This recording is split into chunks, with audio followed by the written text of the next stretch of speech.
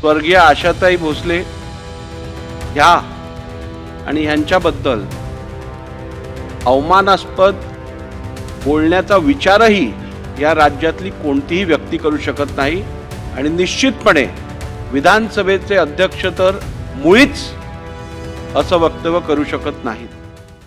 काय भरती नाही झाली तर फी परत? होय, अगदी बरोबर ऐकलत। आणि आम्ही फक्त आश्वासन नाही तर हमी देतो। राजर्षी शाहू करिअर प्रबोधिनी, विश्वास, गुणवत्ता आणि निकालांची परंपरा। आजच आपल्या पाल्याचा प्रवेश निश्चित करा। सदस्यांना एक खुलासा करू इच्छितो।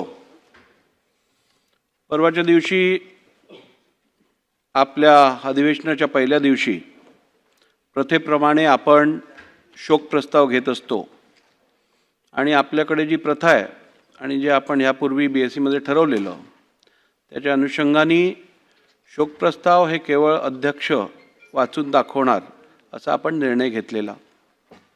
त्या अनुषंगाने हे शोक प्रस्ताव त्या दिवशी 12 शोक प्रस्ताव होते आणि त्याचं वाचन मी सभागृहात केलं।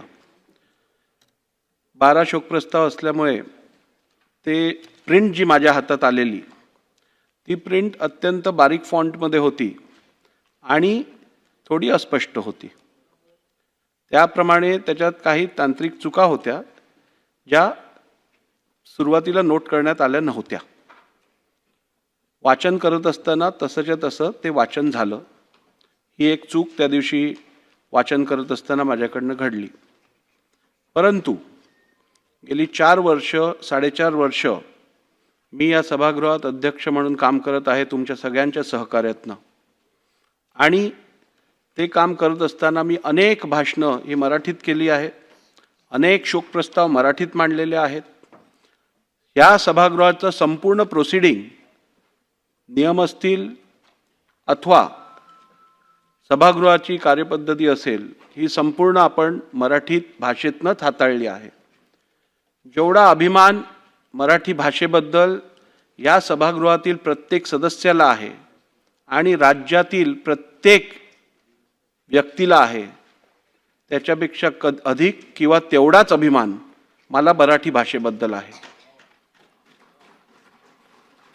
स्वर्गीय आशाताई भोसले ह्या आणि ह्यांच्याबद्दल अवमानास्पद बोलण्याचा विचारही या राज्यातली कोणतीही व्यक्ती करू शकत नाही आणि निश्चितपणे विधानसभेचे अध्यक्ष तर मुळीच असं वक्तव्य करू शकत नाहीत।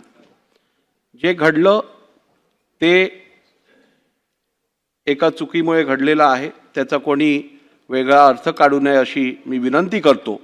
आणि तरीही त्या भाषणाच्या वाचनाच्या वेळेला जर का राज्यातील किंवा सभागृहातील कुठच्याही व्यक्तीचे सदस्याचे इकडे मन दुखलं असेल तर मी मनापासून दिलगिरी व्यक्त करतो।